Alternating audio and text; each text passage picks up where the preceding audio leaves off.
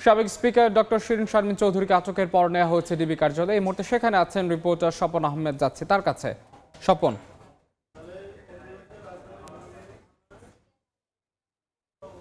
ভোর 4টার দিকে সাবেক স্পিকার শিরিন শারমিন চৌধুরীকে ধানমন্ডির একটি বাসা থেকে তাকে আটক করা হয় এবং তখনই আসলে তাকে ডিবির যে মিন্টু রোডের যে ডিবি কার্যালয় রয়েছে সেখানে নিয়ে আসা হয়। আমরা গণমাধ্যম কর্মীরা এখানে অবস্থান করছি।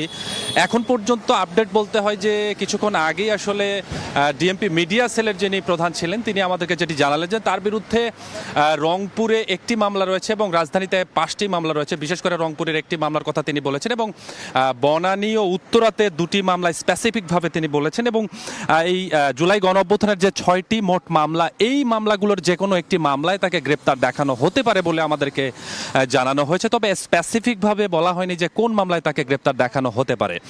তবে আরেকটি বিষয় আমরা জানতে চেয়েছিলাম যে যেহেতু তাকে গ্রেপ্তার দেখানো হবে, স্বাভাবিকভাবেই তাকে রিমান্ড আবেদন করা হবে কিনা। তবে রিমান্ড আবেদনের বিষয় এখন পর্যন্ত আসলে ডিবির পক্ষ থেকে বা পুলিশের পক্ষ থেকে আমাদেরকে কিছু জানানো হয়নি। তবে তাকে দুপুরের পর আদালতে নেওয়া হবে এই বিষয়টিকে আমাদেরকে ক্লিয়ার করা হয়েছে।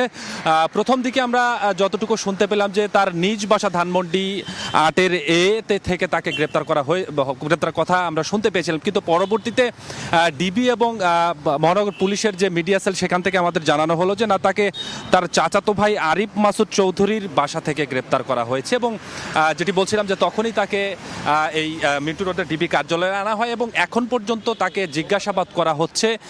তার কাছ থেকে বিভিন্ন তথ্য নেওয়ার জন্য তাকে জিজ্ঞাসাবাদ করা হচ্ছে। একটি বিষয় বলতে হয় যে শিরিন শারমিন চৌধুরী কিন্তু 2013 সালের পর থেকে তিনি সাবেক যে সরকার ছিল আওয়ামী লীগ সরকারে তিনি স্পিকারের দায়িত্ব পালন করছেন এবং সর্বশেষ যে দ্বাদশ জাতীয় সংসদ নির্বাচনে সেখানেও কিন্তু তিনি স্পিকার হিসেবে দায়িত্ব পালন করছেন এবং তার পর অর্থাৎ 24-এর 5 আগস্টের পরেই কিন্তু তিনি গা ঢাকা দেন এবং এই গা ঢাকা দেওয়ার পরে আসলে বিভিন্ন মহলে বিভিন্ন ধরনের কথা আসলে উঠে আসছিল যে তিনি ইন্ডিয়া চলে গেছেন বা তিনি দেশের বাইরে চলে গেছেন, তিনি বাংলাদেশে নাই। কিন্তু গতকালকে যিনি যখন আটক বা গ্রেপ্তার হলেন তারপরেই আসলে নিশ্চিত হওয়া গেল যে না, তিনি বাংলাদেশেই ছিলেন এবং তাকে গ্রেপ্তারও করা হয়েছে। এখন দেখার বিষয় হচ্ছে যে কোন মামলায় আসলে তাকে গ্রেপ্তার দেখানো হয় এবং তার আসলে রিমান্ড আবেদন কতদিনের ডিবির পক্ষ থেকে বা পুলিশের পক্ষ থেকে ওই মামলায় চাওয়া হয়।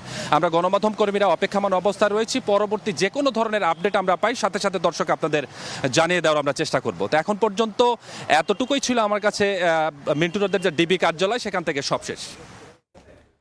ধানমন্ডির একটি বাসা থেকে সাবেক স্পিকার ডক্টর শিরিন শারমিনকে গ্রেফতার করেছে গোয়েন্দা পুলিশ। সে খবর জানাচ্ছিলেন বিস্তারিত আমাদের সহকর্মী স্বপন আহমেদ।